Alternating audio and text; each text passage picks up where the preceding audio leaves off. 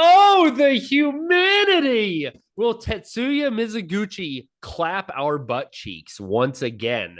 Will Red Matter play as good as it looks? And will you get knocked up by Nock for the PSVR 2? There's only one way to find out. It's with episode 122 of Play PSVR 2, the podcast. Alex, get up in here. I want you inside this podcast and inside of.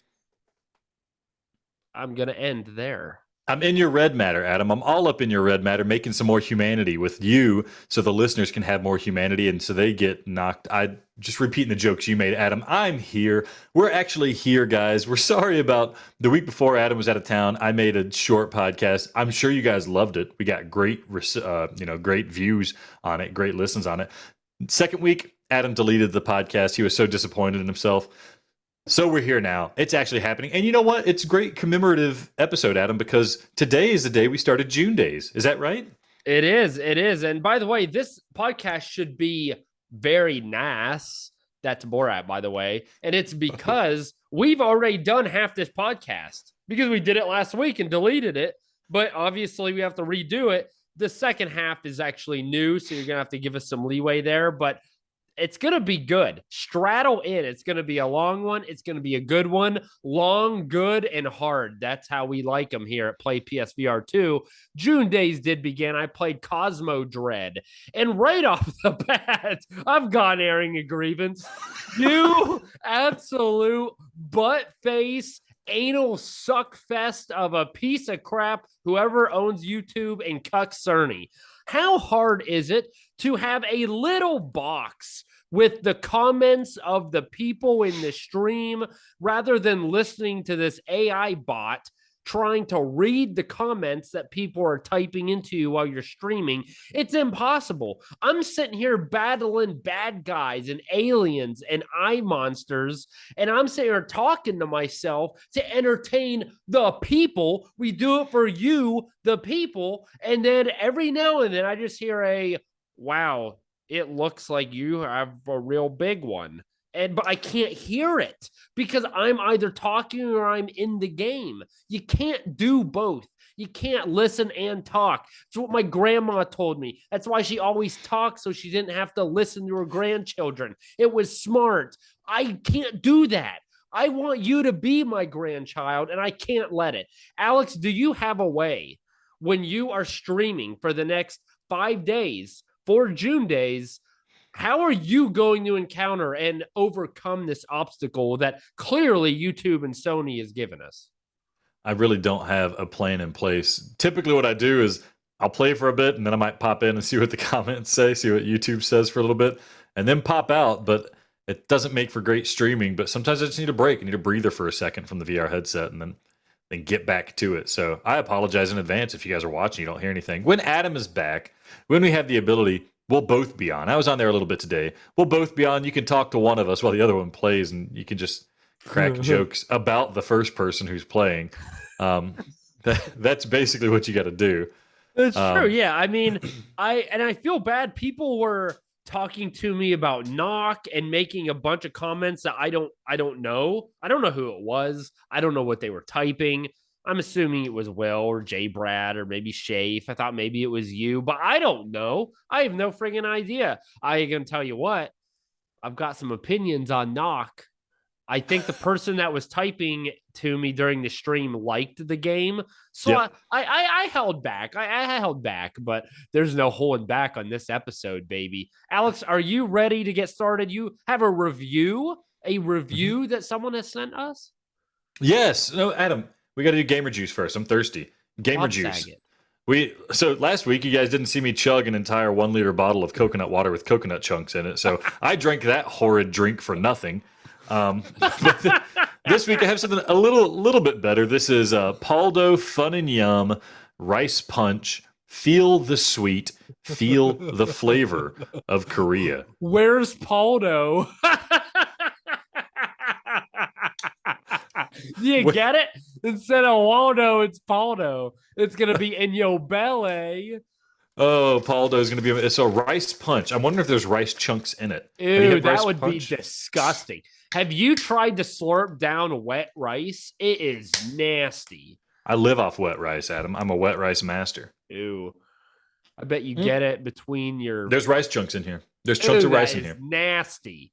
Are you sure it's not like fruit or aloe vera or something? Do you see it on my tongue? No, that is nasty. Little piece Thankfully, of rice. I have sparkling frost, black raspberry flavored sparkling water beverage with other natural flavors. I've already drank most of it because I don't know why I couldn't help it. So I'm probably going to be burping all episode. But now that we've covered this gamer juice and you're well hydrated, Alex, I'm dying to hear what the fans think of us. Yeah, this is it, guys. You leave us a review on iTunes, we're going to read it. You're going to get blasted, all right? J Devlin22 gave us a review. Subject, love these two. The body of the review. I live these guys. When I started listening years ago, I didn't even own a PlayStation. Now, 3 years later, they convinced me to buy PSVR 2. When I listen, I feel like it's my own personal podcast. Great show. Love you guys. P.S. Just don't listen to Adam's advice on games. He and my 5-year-old seem to enjoy the same games. LOL. In your face, Adam. At least somebody picked up on your bad taste. And it's published out there for the whole world to read. So that means it's the truth. iTunes is not allowed to post lies. So, 1, this is a great podcast. 2, you have horrible taste in games. Okay, 3, Jay Devlin, you rock. Thank you. I am so happy that not only have you been listening to us and following this just comedic banter all the way through probably over 100 episodes, who friggin' knows, but you yourself have gotten a PSVR 2. Now it's time to game, son.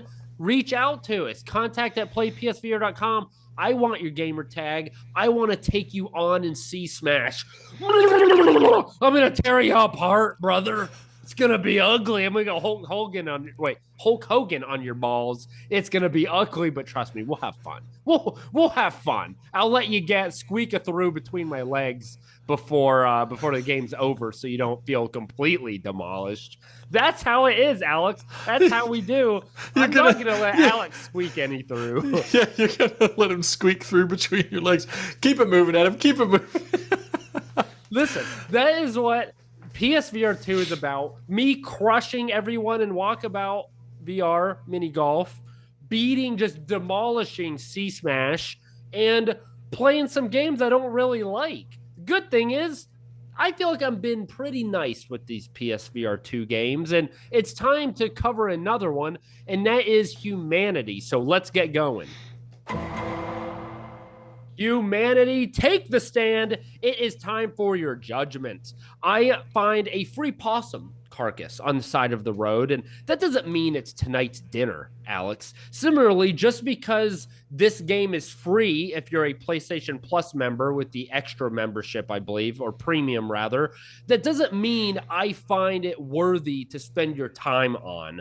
So I charge you, Humanity, with 2 counts of that's really mean in full, 5 counts of Dickens of a time, and a single count of there ain't no party like a VR party, because a VR party don't stop. So Humanity is on the surface, a Lemmings clone, and you play as a dog parading an endless line of humans throughout obstacles and dangers. There are additional gameplay mechanics of collecting these Goldie figurines, which are just Goldie figures that follow the humans and are at times necessary to progress in the game or unlock new features. Now, I admit I've never played Lemmings, but it wasn't a game I've ever wanted to play. It seemed too shallow. It didn't seem very fun.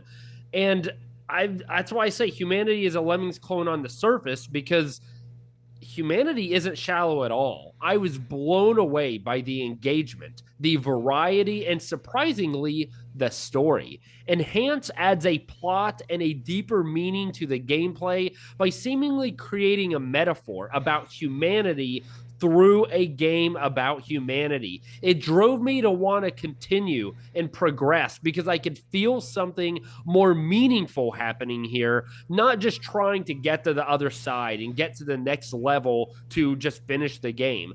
This is the perfect Enhance game. If you like the essence of Enhance Studios and the games like Tetris Effect, Res Infinite, Lumines, you are going to love this game. And because of that, on 2 counts of that's really mean in full, I find you guilty. So, Alex, Adam, you started. You've played the game. You haven't finished it. I've gotten to it. I'm curious if you agree with me. And fine, I don't want to spoil stuff, so I'm being surface level here, but finding that additional meaning and feeling something when you play this game. yeah, I mean, it kind of starts. It lays it on there right at the beginning as you go through levels. You're being talked to by the narrator person, and it kind of sets the stage for what you're doing. And it's cosmic. You got to guide these people to the light, and it does give you a meaning for what you're doing, which is great. That was kind of my concern, right? Lemmings, I don't care about it. That's why I never got far in Lemmings. It was just a puzzle game, and at its surface, like you said, this is just a puzzle game. But you feel motivated, you feel compelled, and like when one of my goldies is walking in the wrong direction, I get tense. I want to save him. I want to save my goldie. I want to save my people. So yeah, I don't know, man. I agree with what you say. It carries weight to it when what you're doing in a puzzle game, just like Tetris Effect, right? It's a puzzle game. It's Tetris on the surface, but it somehow carries a weight to it with all the background and the music and the visuals and the synesthesia.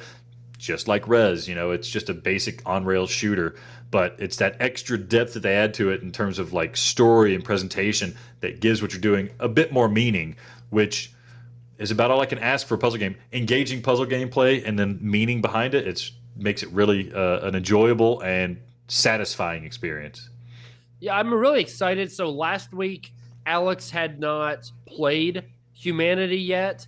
After reviewing the game, I kind of convinced him to start playing it. You've already told me you're really liking it, and you aren't even far enough for your mind and your soul to get just crushed. Like you are about ready to get smacked by a Mack truck T-bone style on I-75, and it's going to be wonderful. I can't wait for the text. Humanity is meaningful, folks. Prepare to have some tissues, prepare to have your soul enlightened, and prepare to have a good time.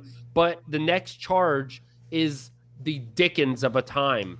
Now, I love the aesthetic. I've already told you. I love the deep-seated meaning. I like the puzzles. But holy crap, at times do they go overboard with the difficulty. Now, I know the first complaint everyone is going to give me is that each puzzle actually has a solution that you can view. And no, there is no real penalty for you to look at the puzzles, and you can look at however many, whenever you want, however you want. But at some point, especially when I got to the third stage, the puzzles are so complex. Watching them is more difficult, trying to watch and then replicate what they are doing than just solving it yourself. And the puzzles, when it takes me 30 or more minutes to do and solve a puzzle, and there's 12 puzzles in a stage, it's just too long. And I don't know. It's mentally exhausting. And at some point, to be honest, it's simply not fun anymore. When the game works and it challenges you, but it hits that sweet spot, I'd argue it's one of the best puzzle games I've ever played in my entire life. However, once you get to the third level, things ratchet up. It starts to get too difficult, and it just simply becomes less fun and rather a chore to play.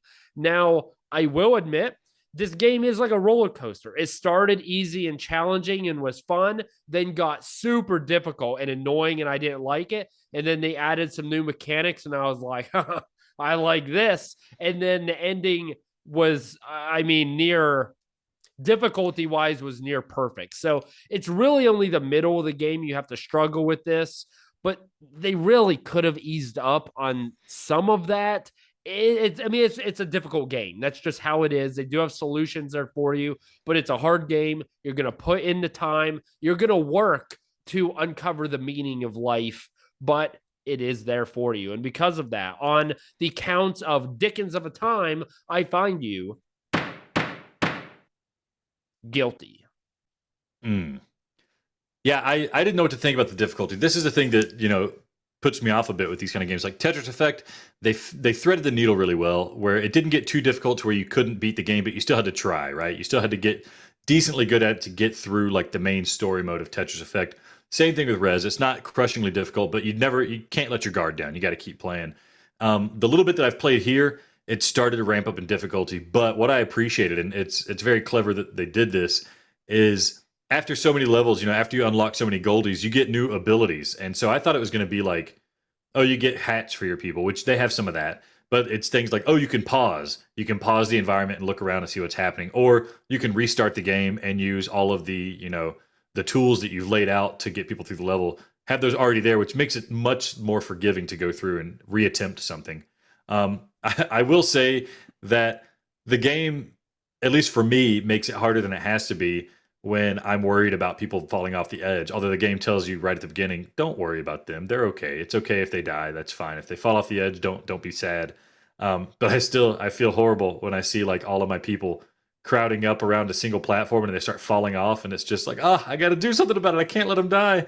But I mean, that's the perfect way that they've kind of handled it. Was like, you're not being punished in the game for letting humanity run amok. You're being punished in your soul for letting these humans fall off the edge. So I thought that was really clever. I'm not looking forward to the difficulty curves, but like you said, the roller coaster, that's really satisfying too. I beat a level that was really difficult, took me a handful of attempts, and then the next level was still had a challenge to it, but it was kind of relaxing. And I appreciated that they didn't just keep ramping it up. They kind of let you relax a bit after a while, recover from that hard session, then you go into the next level. So I think they've done a good job, but I didn't get as far. I haven't beaten the game. So I could totally imagine some of these things just, wanting to pull your hair out trying to solve it. Yeah, it's difficult, but again, some of the meaning, I found it worth it. After beating the game, I can honestly say I am glad that I did, and it was worth the fight to get through. So the final point, I have to talk about the VR implementation.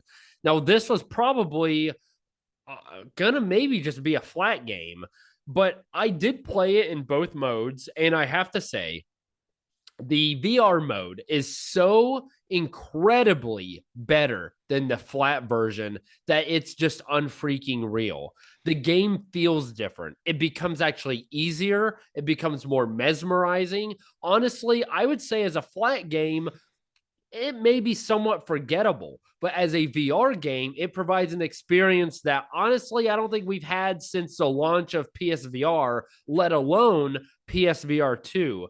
Seeing the course, having the ability to physically walk around it as you just send your horde of humans and they swim and jump and climb through all of the levels is truly amazing. You feel like you're their keeper and that you're playing God in a sense.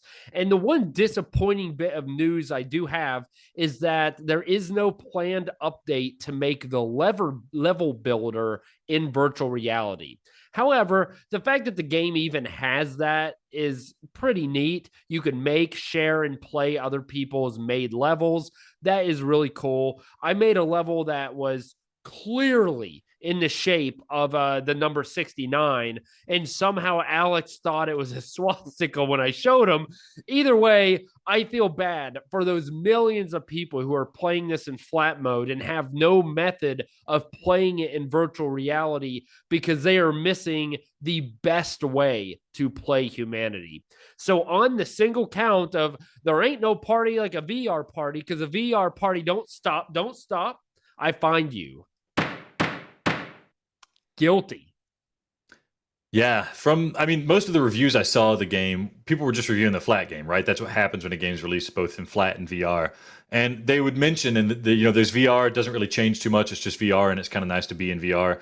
But I think they missed the point. When you start the game, you have to select VR mode. So I had my headset on, I started the game, and I get the flat presentation of the game, and that start screen is like, okay, that's kind of interesting. That's kind of neat. It looks interesting and stuff. But then you click enable VR mode, and suddenly you are there. You're there with that ball of humans right in front of you, and it really hammers home the feeling they're trying to sell, the effect they're trying to sell, that gravitas they're trying to push forward.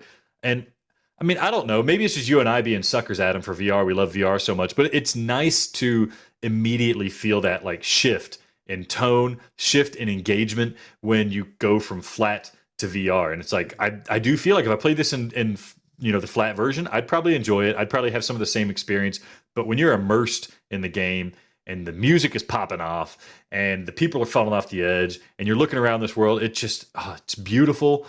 And it focuses you. That's one of the best things about VR is it focuses you. There's no distractions. Nothing's going to pull me away because I had this headset glued to my face for better or worse. So I'm just focusing on what's happening in the game. And I almost wish like every game had kind of just a tacked on VR component to it so I could focus on those games, even flat games too. Yeah, I really appreciate that they added the VR mode to this.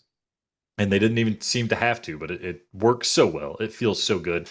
I'm not going to miss there not being a level editor because I'm never one to really make levels or anything like that. But it will be nice. I mean, people will make levels in the flat mode, and I'll get to play it in VR and just more wonderful experiences. It's just more to look forward to.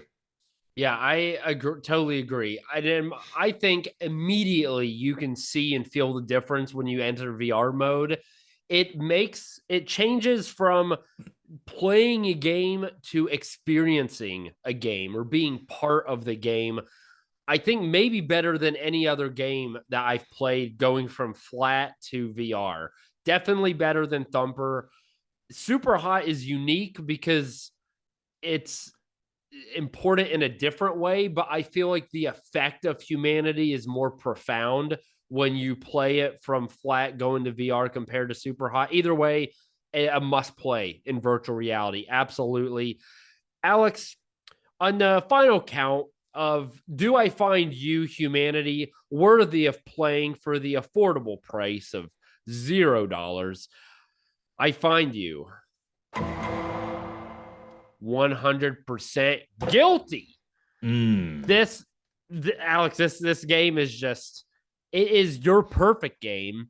It is a game that I thought I was gonna be like, yeah, 6 out of 10, and it messed me up. I mean, it's not perfect. I give it a 8 out of 10. Very good game. Thoroughly, I am very happy I played this and suffered through the difficulty. I would say this is a must play for PSVR 2. I really think it is.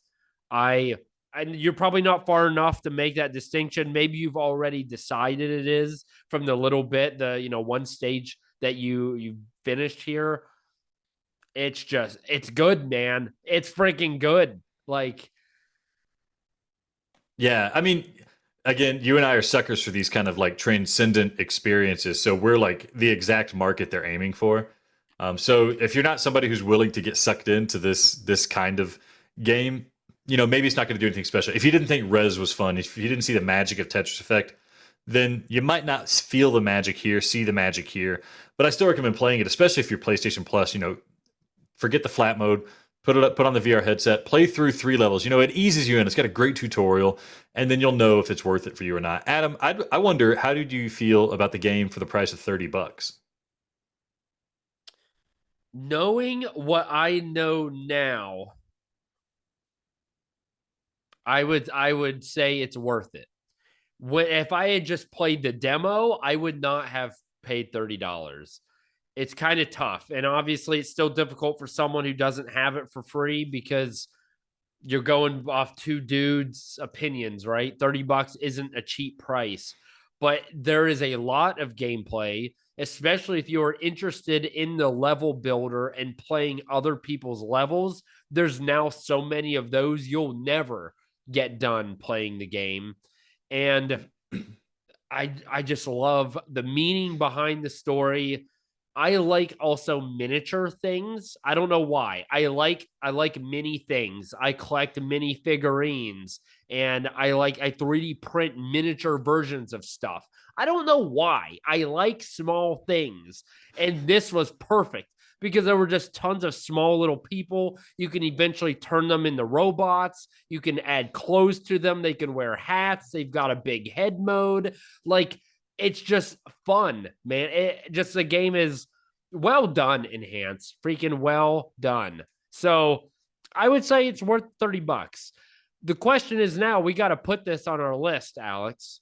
Yeah, play PSVR And 2 all-time rankings. I really do feel like this is, especially if you have PS Plus, I feel like this is a must play. I I enjoyed this more than Song in the Smoke. I can't put this near Gran Turismo 7 or Resident Evil 8. It's not there. Pavlov has the added bonus of being multiplayer, being kind of more engaging and more fun Like, Humanity isn't fun, but it's really good. I'm going to say it's between this and Walkabout. And the thing with Walkabout is that it's so social. It is actually fun. It's creative. They continue to add content. I think this is better than I think you had Red Matter 2 and then Moss Book 2. I think I want to play this over Moss. You've played a little bit of this. Do you think it is better than Red Matter 2? Actually, you haven't. I guess you haven't reviewed it yet, have you? Yeah, I haven't reviewed Red Matter 2. Yeah, what are you talking about, Adam? I'm getting mixed up because you did review it last week, but not to bury the lead. No, I mean, my thing with these kind of games is I appreciate a game. There are games out there that are just technically perfect or near perfect. Like the gameplay is fun and things work well and it does what it sets out to do. I'm looking for games that add a little bit more to it, right? That add a little oomph to it. There's icing on that cake, There's garnish on the dish. And a lot of games that you play, like Walkabout Mini Golf, it's fun. It's got some cool, fun things, but it is like just a fun, quirky mini golf game. It's not trying to do anything special.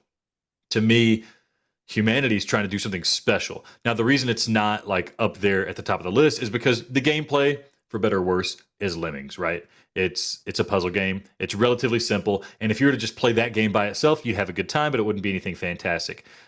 So it's lacking in that regard in terms of specialness. But what it makes up for it makes up for it in presentation, which then elevates it in my mind. So I have no problem putting it above Walkabout Mini Golf. Personally, if it stays as good as it is from what I've played, I'd have no problem putting it above Pavlov or Song in the Smoke.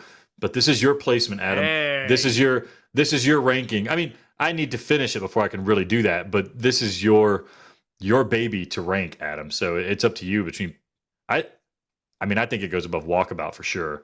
Pavlov has some extra magic to it because of the multiplayer aspect, but here's the thing. I told you as soon as I played it, I was like, Alex, this is your perfect game. And I hold to that. When I think of a game that you would love more than life itself, this is it. This is it. It's a puzzle game. It's challenging. It's engaging. It's in VR. It's about life. It makes you think intrinsically about yourself and your place in the world. It's going to F you up. So you're right. For you, I think it would be that high. Yeah. But I like it, but I'm going to be more reasonable here. I'm going to put it underneath Walkabout Mini Golf. I'm going to put it at number 6 on our list. And we could always come back. We've got little things that, like when Homeboy joined us and Corporate Zombie, and he was able to move one of our games. We'll have an opportunity like that again, and someone can move it up. Maybe you'll actually win a bet or win a game of C Smash, and you will be able to change a game's position and you can come back to Humanity. But I think for right now, the Pavlov Walkabout and Humanity, I would argue for me, Song in the Smoke, Pavlov, Walkabout, and Humanity are interchangeable. They're all in the same tier. They're all A-level tier. And you could convince me to put Humanity at number 3. I probably wouldn't fight you very hard. You could do that for all of them, and I would understand. So that's where I'm at. Alex, I'm glad we got to talk about Humanity, but now there's some new games that have been dropped that you're going to tell me about. Yeah, so this is weird, right? We'll talk about the showcase that happened, the PlayStation showcase in a later segment, but Oculus had their Quest showcase, and we're not here to talk about Oculus, but they announced some games. I got excited about playing those games, and I was disappointed they weren't coming to PSVR. Turns out they are coming to PSVR too. So I don't know what the deal was with that, but the trailers, they've been announced on PlayStation Blog. So right out of the gate, we have Seventh Guest VR. So Adam, I don't think you've ever played Seventh Guest. Is that true? Is that a fair statement? I don't think I've ever been a guest, let alone the 7th. You're a guest every week on this podcast, Adam. So Seventh Guest was a very old school PC game, talking like Windows 95 or earlier, Windows 2 or whatever it was. Came on like 7 CD-ROMs, had full motion video, but it was essentially a point and click kind of puzzle type game where you click things in a room, find a hidden object, and solve puzzles that way. Those kind of games have lent themselves well to VR in the past. So like I'm thinking of the Room VR. That was a really fun one. Even Red Matter, we'll get into it, is kind of like that, right? There's some combat, but it's kind of perfunctory. This is a VR version of Seventh Guest, like a reimagining of Seventh Guest. It had some spooky vibes to it, but it's not like jump out and scare you type game. But there's just, you go into a room, there's puzzles to solve. You got to unlock the door and get to the next area. Almost like Resident Evil, classic Resident Evil without the combat. Does that move your needle at all, Adam? Not really. A point and click game sounds pretty dumb in VR. Well, I it's not point and click in VR. In VR, you can actually grab objects and hold an inventory and stuff like that. But the main conceit is still you're getting things together and solving a puzzle to progress. I mean, I like those escape room games. Is it going to Yeah, be like that? yeah, it'd probably feel a lot like that. Yeah.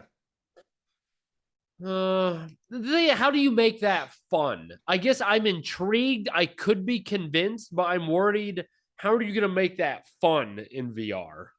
Spooky vibes, interesting story. Like if that stuff is there, then yeah, it could Do push you the remember game. Floor Plan for the PSVR? I never I played it. played I it. remember it. Yeah. Yeah, I mean, I'm the one who reviewed it and played it. You didn't. So it's like it wasn't like overly fun, but it was creative. I mean, if it's creative and they don't take themselves too seriously, I could see this being worth it. It might be a game worth picking up. I can't imagine it being very expensive, right? I mean, I know I we would don't hope know not. yet, but I mean, the downside is they announced it for Oculus Quest, so Quest 2. So again, it's kind of going to be a Quest port. Maybe they'll enhance it in some capacity, but I doubt we're going to get mind-blowing visuals out of it considering it was developed across both platforms at the same time. But I don't know. Sometimes these games are great, sometimes they're not, and it just kind of depends on how they pull it off and what extra stuff they add into it. But moving on, the game this was the first game I saw on the trailer, and I was like, man, I wish that was on PSVR. I can't believe it's not going to be there. Bulletstorm VR. Now, this was a game that was released in the 360 and PS3 era, first person shooter, and it's one of those like they call them boomer shooters now, where you're just running through, cleaning out rooms of enemies. Think about like Doom VFR type stuff. Run and gun action, Gatling guns, machine guns, rocket launchers, and stuff. But this one, the main gameplay twist to it is that there's skill shots. So you're trying to go through levels and get high score. You get high score by doing like long distance headshots or hitting one guy into another enemy and making them blow up or something like that. There's just weird ways you can kill the enemies. You get extra points for that. And the game's just all about over the top action. When I watched the footage in the VR version, it reminded me a lot of like Doom VFR in terms of gameplay, not necessarily aesthetic, but gameplay. Mix that in with just the raunchy dialogue that this game is known for, the homage to the 70s and 80s action exploitation films, and I think we got a good thing cooking. So does this move the needle for you at all, Adam? Are you excited about that? well, I'm a bit scared because the last time you were like, "Oh, something similar to Duke Nukem and it's fun and you're gonna love it," was Serious Sam. And I played Serious Sam, not in VR, obviously. It was on computer. Sucked eggs. I would have rather licked the prolapsed anus of a freaking hamster. Horrible, Alex. Horrible. So I don't know. It has potential. What you're saying sounds good, but again, I don't know if I can trust you. So I'm going to have to go back, watch the trailers, see what more info we can get before its launch, and maybe test the waters. But Serious Sam, you burned me. Seriously, the game was awful. What are you talking about? Serious Sam is fun because it's a mindless shooter. This is a bit less mindless, especially with the trick shot stuff that they're doing. But the real thing I like about this is that I would love it if they just continue to bring the PS3 era games to VR. I mean, it's like 2 generations away, so it can't be that difficult to pump out those graphics, the environments, the visuals. I'm okay with low res assets if it's done well in VR. Just like Resident Evil 4 is a PS2 game that you can play in Quest in VR. I'm fine with that. Deadly Premonition. Oh, man. Yeah, so I'm just excited they're doing this. But moving on, third game that was announced, Vampire the Masquerade Justice. Now, Vampire the Masquerade was kind of a janky but beloved, first-person RPG shooter type game. I don't even think there's that much shooting. People loved it, but this is kind of a more action-oriented. It seems like less of an open-world RPG, but it's still an action RPG. Seems like there's a lot of stealth. I'm getting vibes. If you've played that game, Dishonored, I know you haven't, Adam, but you're kind of this super powered vampire guy moving through the streets of Venice and, finding people that you got to kill. There's apparently deep lore, rich storylines, stuff like that going on. I, the one thing I have is all these games are first person, and I get it. It's VR, it's first person. Watching these trailers, I was thinking like, man, am I getting tired of like this first person action stuff happening? Am I ever gonna feel the magic of VR again in a first person game? But I don't know. The gameplay looked really fun, looked exciting. You're gonna have to watch a trailer for all these for you to really appreciate whether or not you'd like it. But from what I've said of Vampire the Masquerade, like a stealth action RPG, does that sound enjoyable to you? It could. I mean, the thing is, you're right. It may be somewhat flooded, but I'd argue that these type of games, there aren't any, or there aren't many that I feel like are memorable and really stick out among the crowd. That's what we need. We don't just need some of these friggin' shooters. We need good ones. So if they're willing to put in the time and make a unique experience, do it. I also can't stop now thinking about Mr. Mosquito in PSVR. Or was that PlayStation 2? As PS2, yeah, Mr. I don't Mosquito. care. I want Mr. Mosquito too, baby. Give me Grand Theft Auto in VR. Give me So that was the Drunken big Bar thing. Fight 2.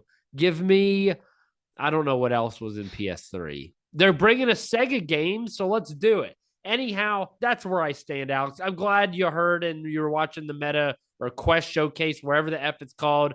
Glad some of these are coming to PSVR 2. Yeah, I'm just more games being announced, right? Everybody's worried about are we getting enough games, and it seems like we are getting enough games, and these seem quality enough. They don't seem like shovelware. That's what has me hyped. But that will be it for segment one. Stick with us after the break, where I finally figure out what Red Matter is all about, and maybe you will too. Red Matter 2 after the break.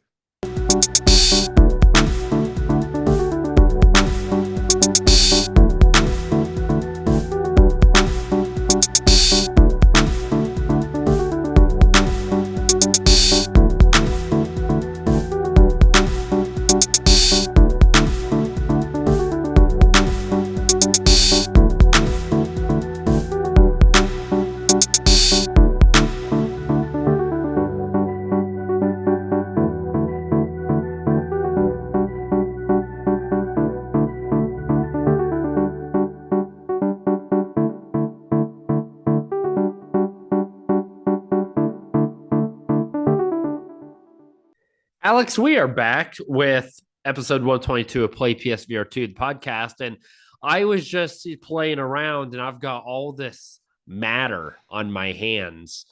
I want you to tell me about it. Yeah, what color's the matter, Adam? Where did the matter come from? What did it come out of? Was it red? It's red. Yeah. Okay, enough of that nonsense, Adam. It's time to talk about Red Matter 2. All right, Red Matter 2, price of $29.99. Review copy provided by the publisher, thank you. The developer is Vertical Robot SL, and today we are here to judge Red Matter 2. Virtual reality and space exploration go hand in hand. They're both elements of science fiction that have existed seemingly since humans have written stories about the future. And just as man once ventured out onto the moon only to abruptly ignore further ventures until recent years, VR similarly enjoyed enthusiasm in the 90s, but only until recently has the technological dreams of yesterday met the technological prowess of today. As such, it's not a surprise that, aside from horrific zombie apocalypses, one of the most abundant, fruitful, and admittedly enjoyable genres of VR gaming is astronaut in space getting spooked by space stuff. Today, Red Matter 2 sits before you, good court, as our latest defendant in the trial of man versus virtual space, and I aim to present the evidence to you that Red Matter 2 is guilty. Of what, you ask? Well, it's guilty of 1 count of bending it just right, 4 counts of stranger danger, and 2 counts of polishing the one-eyed turtle.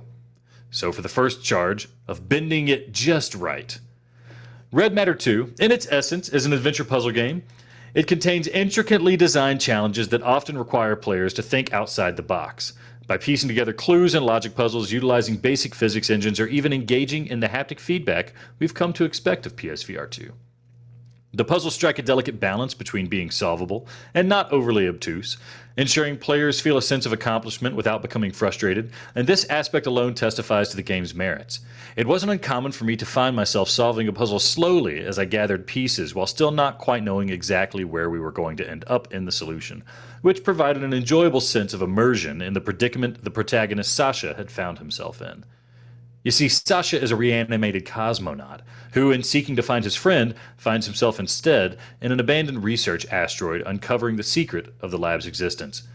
The way in which he uncovers the truths of the mysterious red matter and the fates of his friends echoes the manner in which I would find myself slowly unraveling the secrets of the puzzles procedurally, bending my mind in ever so slightly the correct direction with each room opened and every clue uncovered. And while the story itself is nothing remarkable, it is entertaining enough and alluring enough to encourage progress without overstaying its welcome or assuming greater significance than it requires for the game. And for these reasons, I find Red Matter 2 on the charge of bending it just right. Guilty. Adam, please cross-examine. So some of these games, similar to this type of Red Matter 2 game, I end up calling Where the F Do I Go games, because you don't know how to solve a puzzle, or you don't know where to go. Is that an issue with Red Matter 2, or do you always have a destination in sight, and although maybe difficult, you at least know what to do in terms of the puzzles? There was only one puzzle that had me stumped to the point where I thought maybe I need to go on YouTube and see the solution to the puzzle. But the good news is that, one, that I solved it all by myself, and it was like the last puzzle of the game. But the real good news is that the puzzles are relatively contained, so you know that whatever you need is going to be in this room, in this environment that you're in. Very rarely is it spanning across multiple rooms, and if it does, it's pretty obvious what you're having to do. There's just traversal that you have to do to solve the puzzle. So I was rarely lost. I don't think that PlayStation has those little cards where you can get hints and clues and stuff like that, but there's enough like letters written on the table that you can read. There's enough just things that you can, put together. Like something will stick out and be like, okay, this is obviously going to be used for something. That it's never really you scratching your head too much and kind of wondering about not knowing what to do next. Cool, nice. All right. On the second count, the charge of stranger danger. A notable aspect that the defense may attempt to downplay is the feeling of isolation in Red Matter 2. The game skillfully captures the essence of solitude, plunging players into a world where they are left to explore and unravel mysteries on their own. This sense of isolation, while not for everyone, is undeniably an intentional design choice that adds depth and intensity to the overall experience. It's no doubt, of course, that this isolation lends itself to the pitfall, however, of the limited combat, which, while appreciated, is not as fleshed out as perhaps it could have been, with enemies' limited ability and strategy consisting almost entirely of just erratic movement. While the gunplay did elevate the sense of danger once you're accustomed to the environment, it never really elevated the quality of the gameplay itself, aside from adding the stupidly fun element of shooting open doors with a gun blaster. So, although you get a gun, although you have combat, and it changes the pace a little bit, it never really becomes a core component to the game, and if it were excluded from the game, I don't know that I would necessarily miss it too much. However, for these reasons, I find Red Matter 2 on the charge of stranger danger guilty. Are there other weapons or any variety to the actual combat or gameplay? No, there's not much variety at all. The combat comes into play maybe in the latter half of the game, if I had to estimate when it introduces itself. You basically get handed a gun, and the gun is cool. It's fun to shoot. It works really well. But the combat, there's two enemy types, and they both just kind of bounce around in the environment, and you just have to shoot them before they shoot you. Now, there's a bit of cover elements at play. You can pop open covers to chests to kind of hide behind, and you can duck down and reach around and shoot them and stuff like that. But it's nothing super exciting, nothing next level, and it certainly doesn't feel like, a PS5 era shooter when you're engaging in this combat. All right. Well, moving on to the third charge, the charge of polishing the one-eyed turtle. It's obvious. Anybody who's seen this game, Red Matter 2, has stunning visuals. And I've said it before, and Adam admits it after watching some footage, that the game has near photorealistic environments. It's a breathtakingly good-looking game. Now, part of that is due to the fact that there isn't complex things happening in the background like NPCs, other characters moving around. The environments are relatively static beyond the handful of things you can pick up and manipulate. That being said, when you step out onto a bridge to cross into a space station and you're surrounded by the cosmos, you have the entirety of Saturn in your peripheral vision, and you're looking down along the rings of Saturn. It's just something that looks like you're actually there. You feel like you're actually there, and you get that kind of knot in your stomach as you traverse through space. But it's not just limited to these outside space environments. Most of the game is inside these laboratory rooms in a cave. But even these simple environments, sometimes you're in a cave. These caves look almost photorealistic. I spent way more time than I should have wandering through a cave just because I was trying to find points in the environment that kind of broke the illusion and looked like a video game, and it was hard to find. Couple that with the wonderful lighting effects that come along with a flashlight you have, the shadows that are created, and just overall the way you're surrounded by this beautiful visual. It's very, very good looking. It looks great. One of the best looking games in PSVR 2. No reprojection, 120 hertz. So all those people clamoring for that stuff, they're getting it here as well. However, the way that they're able to maintain this graphical prowess is probably due to the very slow and methodical pace, which can be kind of annoying in the game. You move relatively slowly. You have a little booster pack to facilitate jumping, but even that's kind of slow. So nothing is really expedient in the game aside from the limited stints of combat.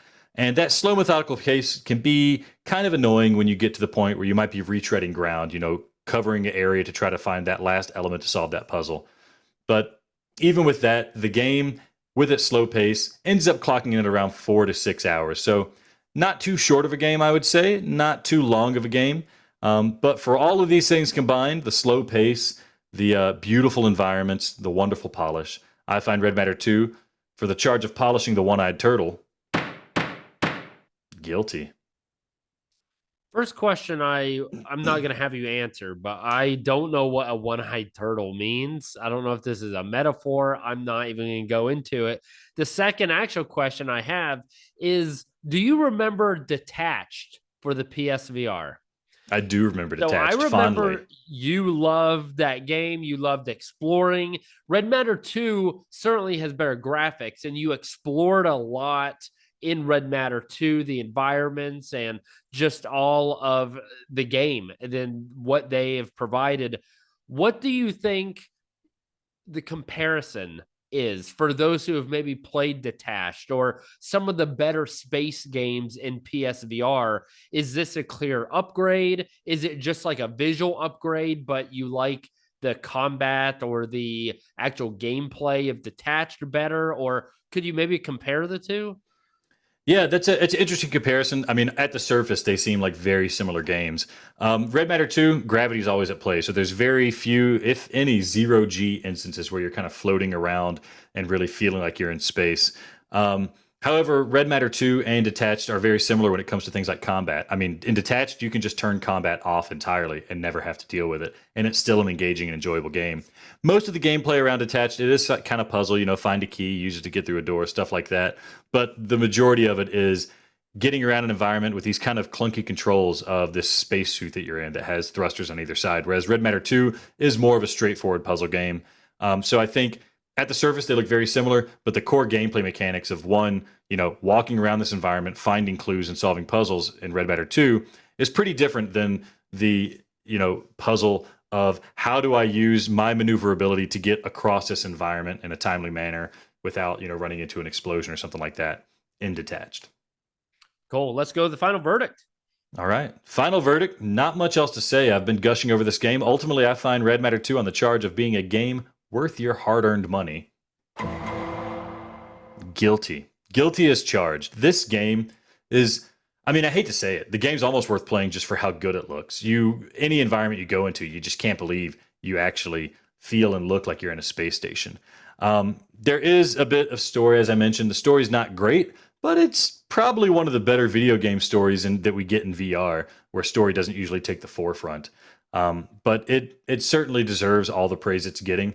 I don't think it's doing anything next level. It doesn't have that specialness we might have discovered or we might have discussed in Humanity. But everything it does very well, except the combat's just a bit hokey. So yeah, I'm a big fan of it. I can't wait to play Red Matter 3 when it comes out. I played Kayak VR, and for the most part, that game is touted mainly for its graphics too, right? I don't know if it's worth playing just for the graphics. So if it doesn't do anything special, I'm a little skeptical. Not that it's going to be a bad time, not that it's a bad game, but if you have limited time, I I don't know. The real question is where you're going to put it on the list because, like in my mind, I'm thinking, would I play Humanity, which has, like you mentioned earlier, maybe that a little bit of secret sauce to it, or a game that's really built for VR, like Red Matter, and looks really good, is totally in virtual reality, was made for virtual reality.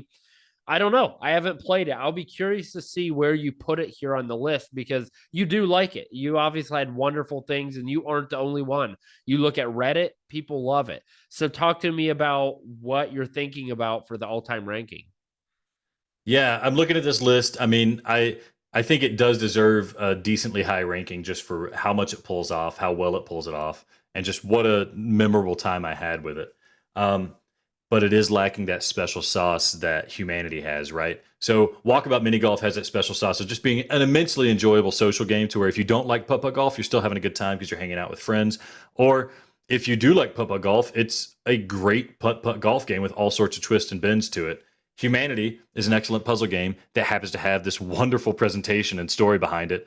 Then you get to Moss Book 2, which is our number 7 game, which is by and large a great game. It's last gen, but it looks beautiful.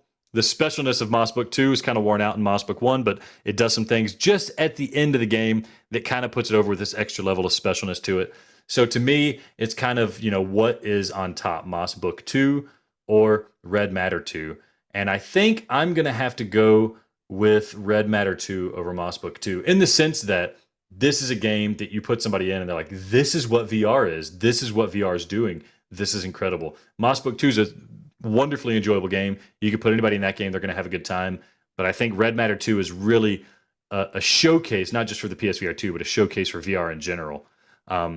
So for that reason, I think we're going to knock Moss Book 2 down. We're going to put Red Matter 2 here at spot number 7, which is no surprise if you listen to segment 1. But I think it makes sense there. It's nothing that I'm necessarily going to demand everybody play. But if you have a marginal interest in like getting a good VR experience that you can't get anywhere else, Red Matter 2 is going to fit that bill. I like it because we're keep pushing Demio down. It's at number 10 right now. We need one more game, push him out of the top 10, and I'm going to be happy. So I think that's totally fair. I'm also excited for the PlayStation Showcase and for us to talk about this because, again, we know that we're late. I suck. What can I say? It wasn't my fault, but we lost the footage. So you're just going to have to hear our opinions late. But there was kind of a lot that was shown, Alex. And I want to go through some of the games, kind of get the grades on the games, and ultimately get a grade on the entire PlayStation Showcase for PSVR 2. We don't give a crap about the flat games. I could care less. I don't want your opinion on those. I do want your opinion on the actual PSVR 2 games. So I am going to. What game should we start with here? I mean, I think the big boy, of course, is Resident Evil 4. So they showed the VR mode and it said that it was confirmed to be in development. So I believe this is the entire game in virtual reality. We don't know a date. We know it's in development, but there wasn't a lot to chew on here. They didn't show actual gameplay. But the thing is, I mentioned how good Resident Evil 8 was. And all they have to do is keep the same exact game mechanic. And I guess obviously port PS4 to it. And it's going to be number 1 or number 2 on our list because Resident Evil is that good. The mechanics were that good. I couldn't believe how well and accurately you could throw a knife and that you could shoot and you could move and how realistic it was. Bonkers. Absolutely wild. I want you to convince me. You haven't really played Resident Evil 8 though enough. So I want you to convince me if Resident Evil 4 was going to be better or worse than Resident Evil 8, but it's going to be hard to do that. You like Resident Evil. You like Resident Evil 4. Where's your hype level and what did this do for you? Since I haven't really played Resident Evil 8 too much, let's just say if both of these games came out, RE8 and Resident Evil 4 came out on the same day, I'd be more hyped for Resident Evil 4.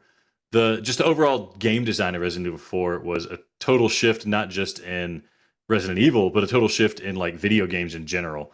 It did a lot of new stuff, and then the remake, from what I've heard, in the flat version, is a phenomenal rework of the game. It is true to what was good about the original game, and it's added elements that made it more fun, like parrying enemies that come in, parrying them with your knife. I will say they are pretty different games. Resident Evil 7 was again a severe departure from the previous Resident Evil games. Resident Evil 8 is more like Resident Evil 7. So in a sense, there's a lot different between the two games.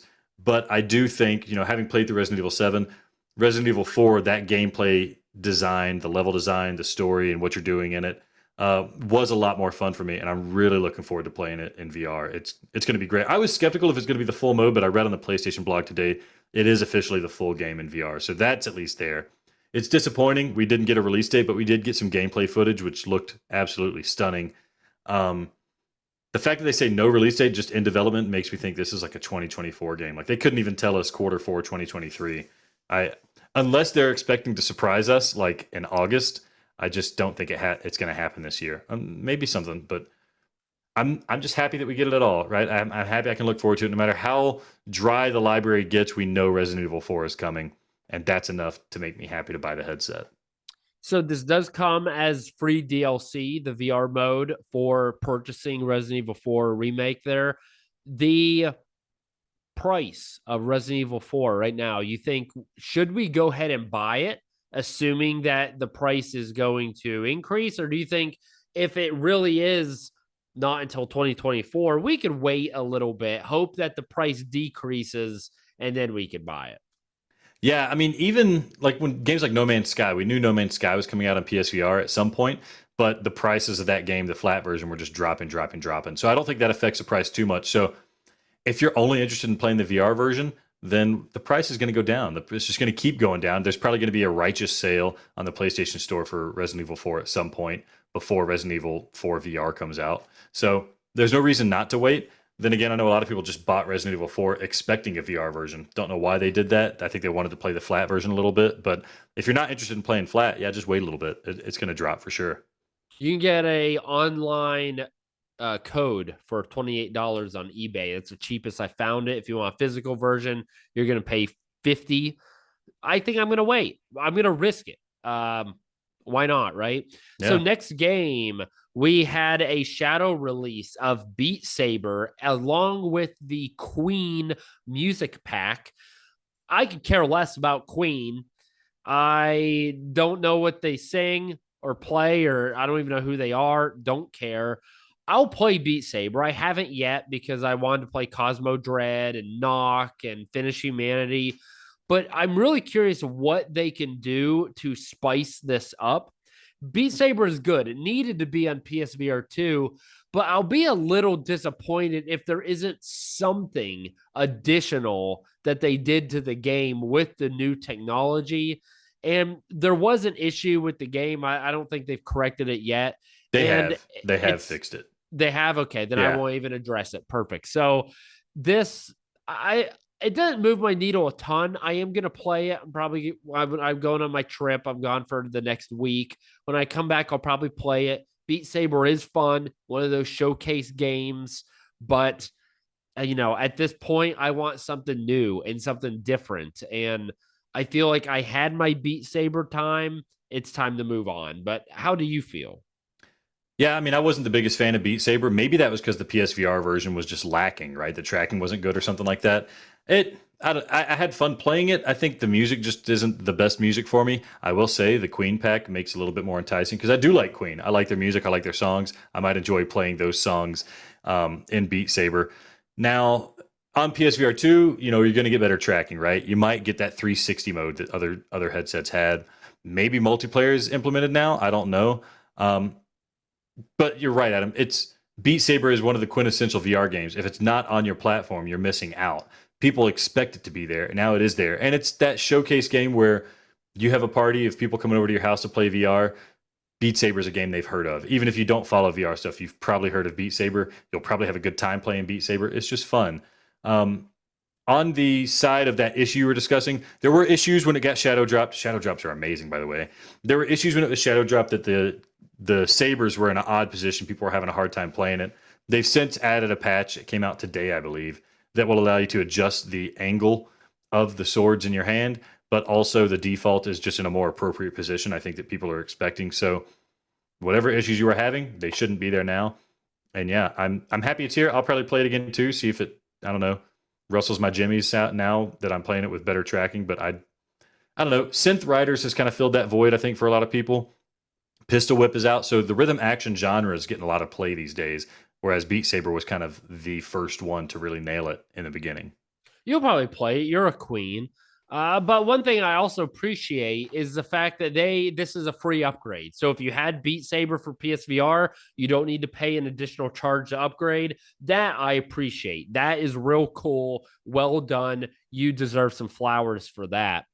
Next game that is probably going to deserve, Alex is laughing. I don't know why. Is that not a correct term? Deserve some flowers? I don't. Yeah, go for it. Just Yeah. It's like, yeah, you give someone their flowers, their laurels, okay. like They're laurels. That makes a bit that makes a bit more sense. Okay. you talk about synapse while I verify that what I said is in fact correct. And if I am, I don't know, you should eat a bean. I won't make you, but you should. If you're wrong, you have to let one of the listeners take your flower, Adam. I think Jay Devlin already did when he squeaked through. All right, the next game that was shown, not an announcement, it's a game we knew was coming, Synapse.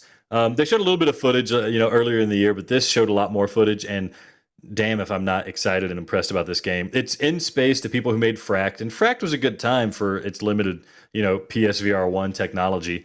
In Dreams is it In Dreams or In Space? Either way, they've obviously put a lot of effort into it. They got the voice actor for oh goodness gracious, David Hayter, voice actor for Solid Snake. He's a great voice actor, kind of putting some scary vibes on it. It's roguelike. You have this telekinetic power, which reminded me of Second Sight, another game that I loved. And all of it just kind of seems to mash together into a fun, fast-paced shooting telekinesis type game. The big thing is that they announced the launch title, or the launch date is July 4th, 2023. So we're not going to be waiting too long for this hopefully showcase game for PSVR 2. I'm excited that an IP we haven't seen before is coming out. New IPs in VR with an established developer. Sony's back in the funding for this game, so it's probably going to be really good. I'm excited. Maybe it'll hold me over until Resident Evil 4 finally has a release date. Yeah, I think this game does look really good. I think it's going to be a day one buy.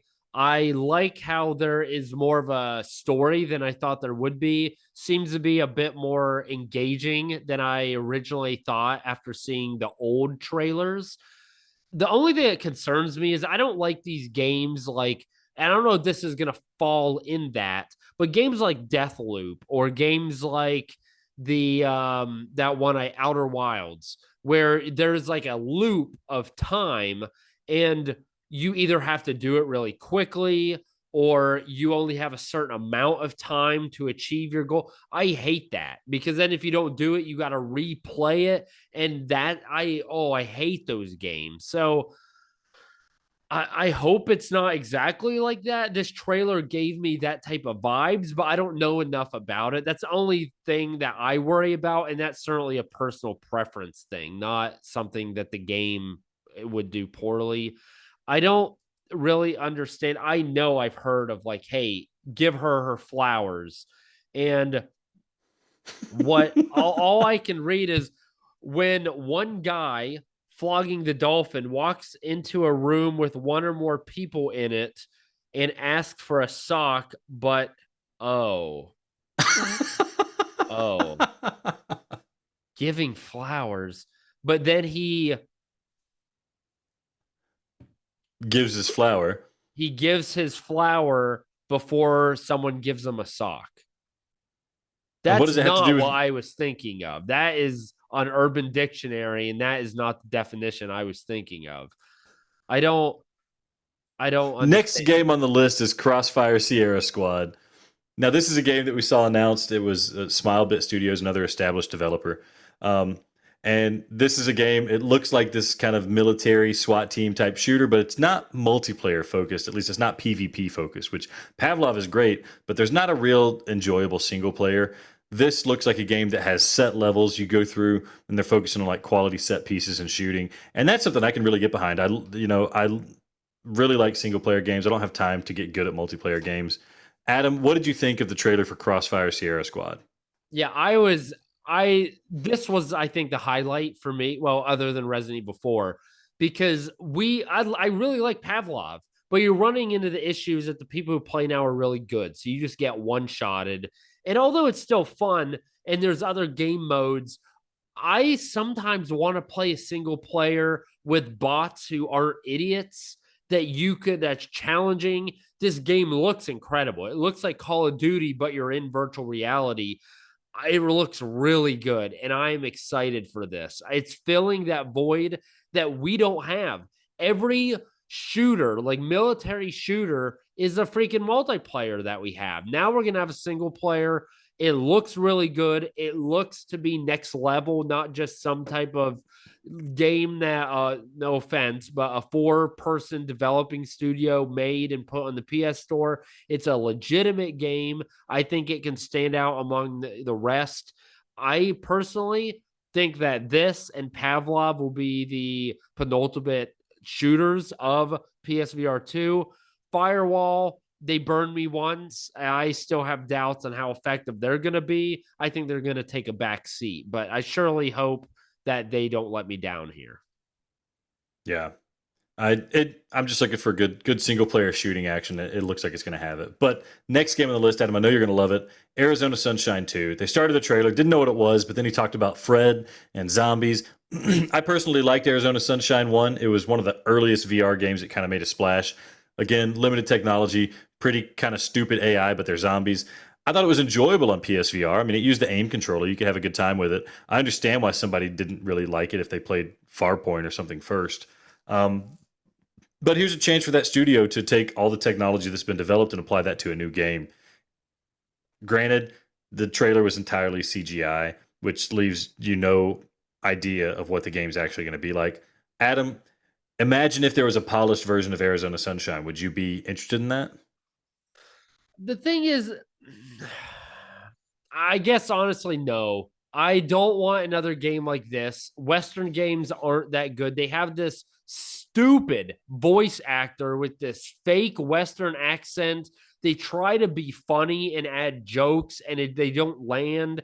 Now they're adding this dog that you're supposed to care about. I want to shoot the dog already. I don't care.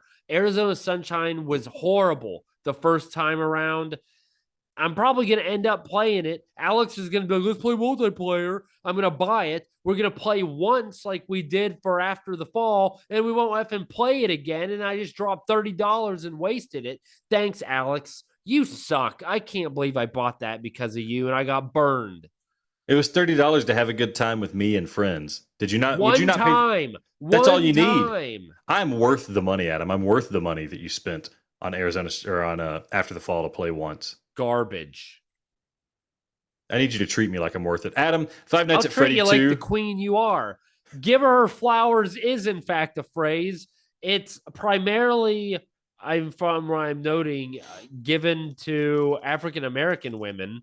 I don't know if there's some history there or something, but it does mean what I meant it to mean. So I was correct. You can eat crow, and I surely don't give a crap about Five Nights at Freddy 2, but maybe you do. I mean, I've heard that the games can be interesting. I didn't play the first one. I wasn't. It's like a scary game for kids. That's what the first one was. This might be a scary game for kids as well. Maybe I can get it for my daughter, but I'm sure she'll just actually get scared by it.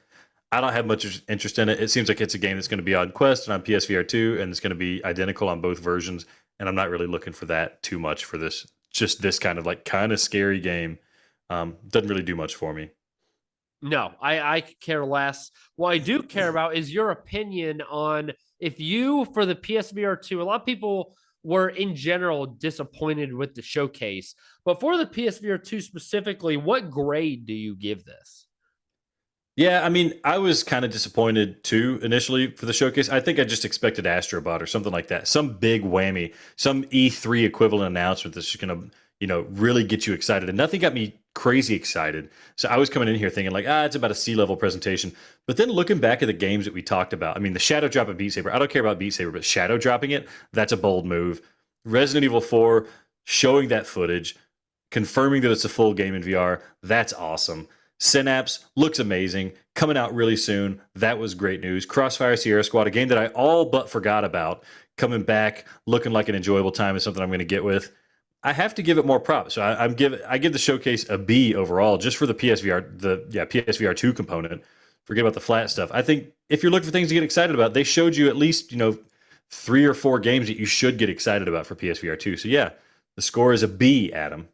See, you like to give a B, but take a D. And I'm giving this a C because none of these games are new. You're right. We needed something that excited us. I can't wait for Resident Evil 4, but I already knew it was going to come to PSVR. So it's not a surprise. Okay, Beat Saber, we didn't. At some point, we knew it was coming, right? That's not really a surprise. I could see that. The Synapse, we've seen trailers. Crossfire Sierra Squad, we've seen trailers. Arizona Sunshine, I mean, that's new, but I don't personally care that much about it. Five Nights at Freddy's, I would prefer if that wasn't announced. So you're right. I wanted for this to really hit home and excite someone. I think they needed an Astrobot, or they needed a Half-Life Alyx, or they needed something big that doesn't exist. Another DLC to Horizon, VR mode of freaking The Last of Us, or like something, right? And they didn't have it. I don't think it's horrible, but at the end I was like, okay, well, there's an hour of my life gone. Thankfully, I was working at the same time. Regardless, that's how I feel, Alex. I'm sorry. You give it a B. I give it a C. All right. C plus. I'll give it a C plus. Okay. I mean, I think gone are the days where we have this one event that happens and they announce all this amazing stuff at once. I don't think we're going to get that anymore. We got this PlayStation Showcase. We got the Future Games Showcase coming soon where they're going to supposedly announce PSVR 2 stuff. They're going to have the Summer Games Fest with the Game Awards and stuff like that. I think that's going to be announcing some stuff. So all this stuff is getting spread out, which kind of decreases the overall hype level. So stupid, though, because the thing is, let's say the next big thing. That means this next show you're talking about, game show or future game show, whatever, maybe they'll give us like a 10-second drop of, let's just say, Astrobot. Well, we'll be excited, but then we won't have anything really to be excited about because we're going to be like, we didn't see gameplay. We don't know when it's coming out. We don't know anything about it. And so then after a whole year of them just sprinkling a little more of Astrobot in there, by the end, just like Resident Evil 4 here, we aren't pumped because we've known about it for a long time and they've just sprinkled it in. Whereas if they didn't say jack crap and they were like, boom, Astrobot, we would lose our effing minds. That's when people make trigger buys and they make bad decisions. And Cuxarney buys another personal helicopter because he fooled us into buying it. I hate that. That's stupid. And I know Sony isn't the only one doing that, right? Nintendo's doing it. I don't know what the Xbox is doing. I don't even think they have games to show. I hate it, Alex. I want E3 back. Yeah, I lament E3 being gone. But in the end, we're going to get to play all these games, and there's going to be good, fun games coming out. So I don't weep for it too much. I got plenty to play already. And they're just slowly feeding us more. So we're in a good spot. It's steady, slow and steady wins the race. Let's just keep enjoying what we're getting. But you need to keep enjoying what you're getting, which is another segment of Play PSVR 2, the podcast, episode 122. So don't be a weirdo. Be a listener and be with us after the break.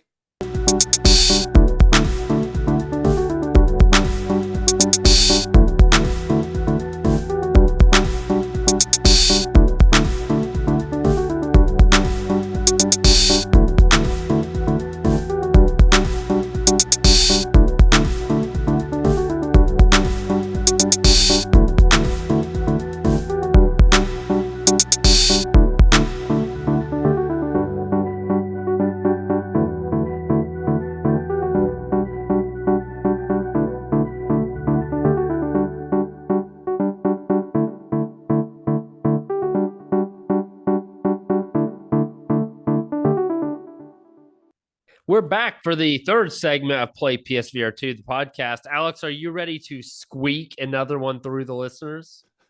Through their legs, maybe. Yeah. Of course, where else is there to squeak it? I love it. So, another game that I've been playing is Nock, and it is time to discuss and review for the PSVR 2 Nock. Nock, your fate is knocking at the door.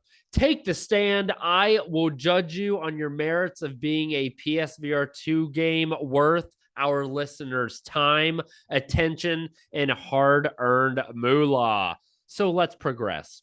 On 5 counts of zippier than a ninja on roller skates, we bring into evidence this fast, dynamic, and engaging gameplay.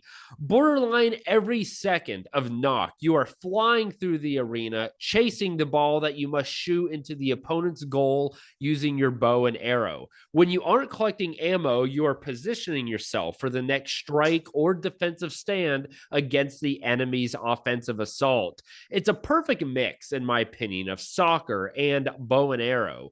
You click the R1 button and swing your arm to speedily cross the field or fly into the air. It's pretty intuitive and it's a very engaging game because you're always having to move and make a play on the ball. The pace is chaotic but not overwhelming, and each match is perfectly timed to make the game more of a sprint to the finish and score as many goals as you can. I commend the devs on such a fast dynamic game that I could very easily see being very addictive. And because of that, on the 5 counts of zippier than a ninja on roller skates, I do find you guilty. Whew, so I haven't played this game yet, and I get nervous about these kind of games. It looks very active, which that's fine, but it looks, and you mentioned chaotic, and much like Rocket League, I always thought like, how in the world would that work? But apparently, people get good at it. What do you think the gulf is like for somebody just starting out to being able to like actually play the game and execute strategy or something, or is it just kind of like luck when it comes to doing anything effective in the game? There is definitely a steep learning curve. There is a decent community. Every time I've ever joined, there has been at least 20 people online. So I haven't had issues finding a game multiplayer, but the issue is those people tend to be good. So that also makes it more difficult because you're going against a veteran. It is difficult. Moving at a fast pace while also shooting a bow and arrow accurately is very difficult. So I would say there is definitely some luck, a bit of chaos, especially when you're playing a 3-on-3. You have 6 people shooting at the ball, so that's very unpredictable, and you could kind of feel like what you're doing is meaningless because someone else is shooting at the same time, counteracting what you just did. So there's a little bit of an issue there, but there is the single player aspect that you can play, and especially if you play with friends, there's enough there that I think would be worth potentially playing if it's your type of game. All right, moving on. So on to the 3 counts of auditory molestation. This fast-paced gameplay doesn't come without a cost, Alex, and that cost is getting a plethora of out-of-shape, middle-aged men playing a game that, although I would say is very minimal physical activity, according to my opponent's bodies, is more activity than they have had since they had to walk into Bon Appetit to get their burger because the drive-thru was closed. You hear nothing but grunting and panting, heavy breathing. It's absolutely disgusting. And when you aren't listening to them, Nock is what I call VR's Fortnite because it's nothing but children screaming at each other and yelling for absolutely no reason. If you want the ambiance of a Nock game, just go into a Chuck E. Cheese, but tune out all of the arcade games. It's horrendous. And that is why, on 3 counts of auditory molestation, I do find you Guilty. It's a bit, I don't know. This is a bit confusing, right? Because like this isn't effectively an issue with the game. It's more about the Yeah. player base. However, without the player base, there's no game. So I see why it comes into effect. I mean, there's games that I would love to play, but I'm not going to because I don't want to get screeched at by kids all day. Um, and it's kind of a shame. I mean, you had a similar feeling about Spark when that came out. That like the game was all right, but you're just listening to guys pant all over your ears the whole time you're playing. Um, is there a way to? I know some of you are listening. You're not going to be able to see, but this is kind of what you're doing to move, right? So you're just Oh, moving your arm left and right, forward and backward. You're not. I don't understand how these people are panning. And I know people are going to say you can turn that off. That is true. You can turn off their communication, but to succeed, you need that communication and that teamwork. So if you really want to be good or have any chance of winning, you can't because you have to communicate. So it's possible, but then you're not playing the game at its full potential. And you're right. I hate knocking a game for something that's not the game's fault. For all I know, C Smash might have the exact same issue. It might. I have no idea. Actually, you can't hear. I don't think you can hear your opponents. Regardless, I do feel bad, but I'm rating. Are you going to play when you play the game? This is what you have to endure. I don't like it. So I don't know. Fair enough. Fair enough. That makes sense. Yeah. So the final count is a single count of cat meowing in a dog park. Nock has the right formula to make for a really fun game, but something just seems off. Just something isn't right. I've played this before the podcast, even, and I really wanted to put my finger on something, but I just can't. Often the gameplay just seems random and chaotic in terms of your arrow shooting, but it doesn't do anything because 2 to 6 players are also shooting the ball at the same exact time. The aggravation of running around or running out of arrows, the steep learning curve, the difficulty of the game, the issues that I've had with tracking, the lacking sense of accomplishment just leaves me with a sense of emptiness when I play the game. It's like a neighbor who kept their pool behind a fence, and you hear the music and you hear the laughter and you see that they have a slide and they have a diving board. And finally, you get in to use the pool and you're so excited, but then you get there and you find out the pool is only 3 feet deep. I wish I could better describe it, but something with Nock is off. And it takes what could be a fantastic experience, really kind of turns it into a lackluster one. And because of that, on the count of a cat meowing at a dog park, I gotta find you guilty. Yeah, I mean it's always difficult, right? When a game seems to be doing what it needs to do right and it still just doesn't land. I mean, it might be a lack of just overall design of the game. Although this game has like an avid fan base and user base, that's why you can still play multiplayer games. Um, I wonder if this is a game kind of like Walkabout where like it really shines when you're playing with people you know. It really shines when you're either playing against somebody you know or like do you think it'd be more fun if it was you versus me and then 2 bots on each team? I don't think. Okay. I really, and I can see why those who love this game like it. And I certainly would absolutely not argue that they don't enjoy it or that they shouldn't enjoy it. But I think you have to be the right person. I really think it's the gameplay. It's just so empty. Like it's just not fun. Like you move around, it has the right parts, but it just feels so empty. And I mean, maybe it's just in general the gameplay just isn't good. Maybe that's it. Like I want to like it and I see the potential, but it doesn't all come together. I'm not sure, but I I don't know. It Does it saddens me because I know some people really do love it. I just I don't. I mean, same thing as To the Top. I love To the Top for the PSVR, and I would fight for that game with all my being. And some people are just like, well, it's a game, it's not bad. That's how I feel about Knock. So unfortunately, moving to the final verdict, Knock on the decision of if you are worth the $20 price tag and worthy of a PSVR 2 game that I would recommend, I find you. It's got to be hung. It is a hung jury. Alex, I was very close to calling this not guilty. I mean, frighteningly close. But like it looks like it's developed well. Like I can't.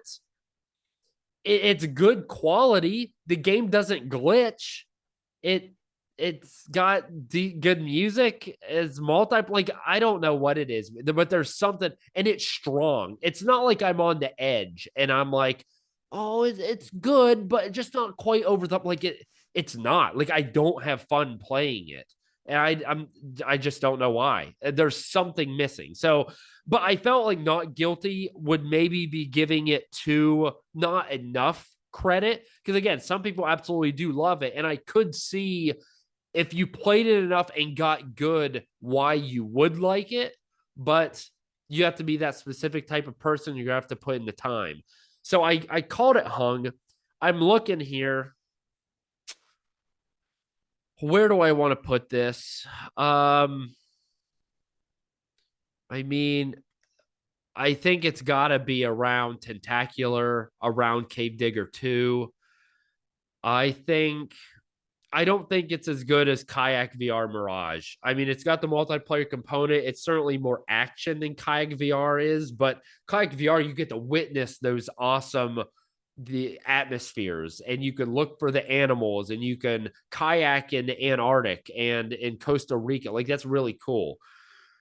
So it's definitely it's not better than Kayak VR. So you played Tentacular.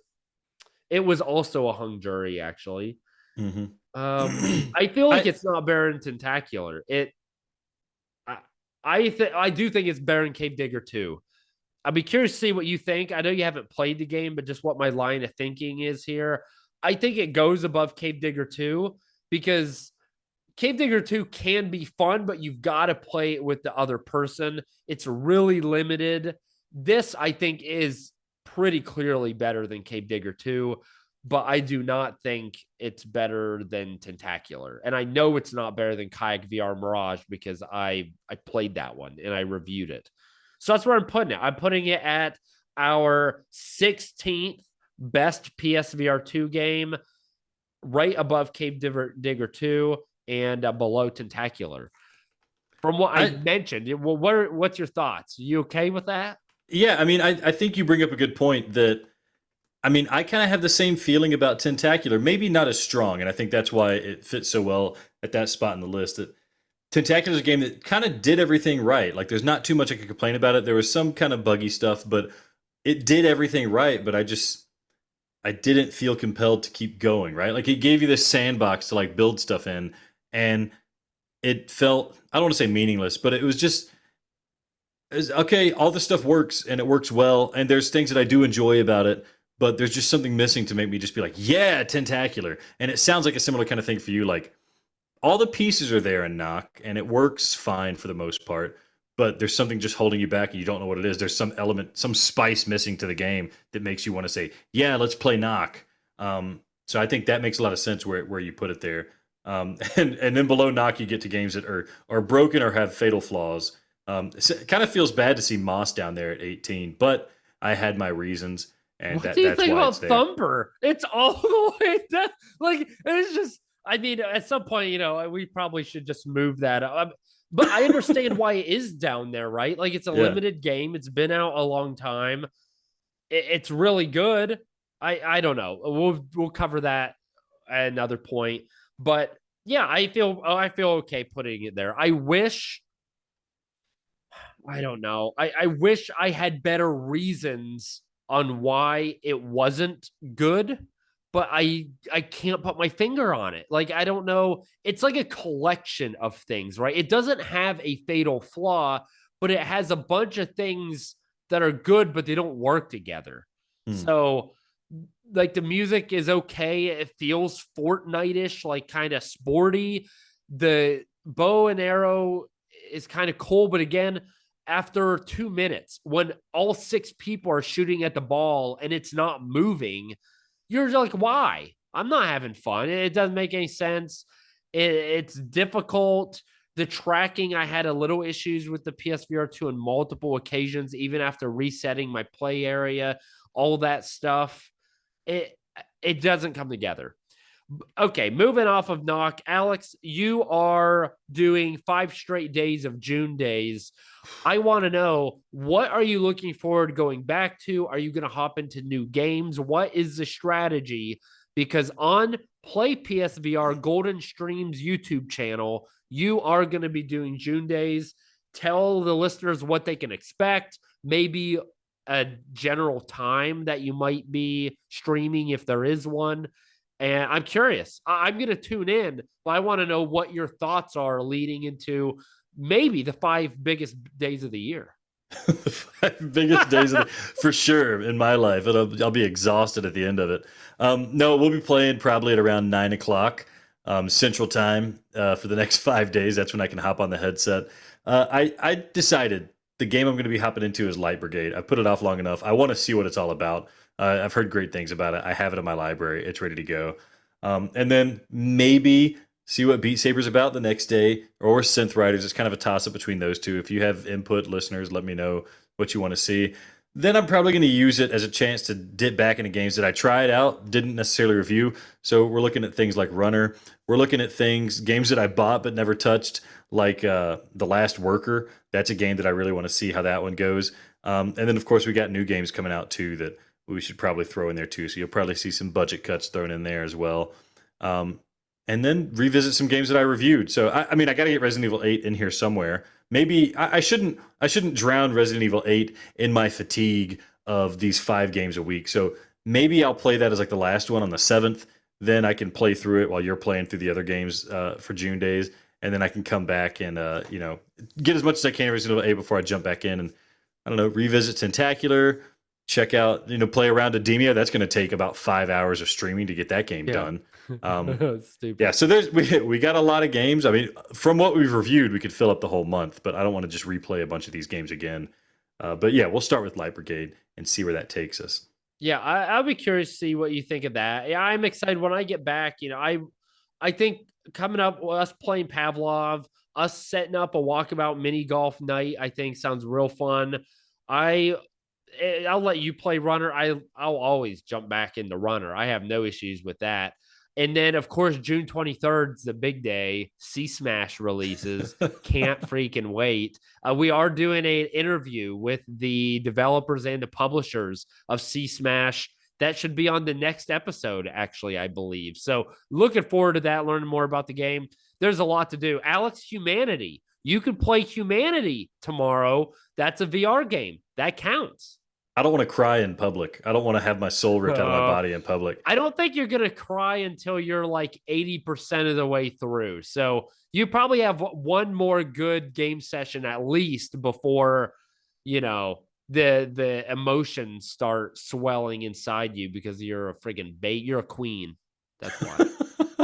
I do think one of the nice things about June days is people know when we're going to be playing games, right? So if we need to set a time to play Walkabout Mini Golf and let people know that, hey, Walkabout Mini Golf is happening. Join us. The room is going to be called 69ers almost definitely. Yes. And you can join us and you can play and join the stream. We did that. That happened one May days. We had a ton of people join us for Rush VR.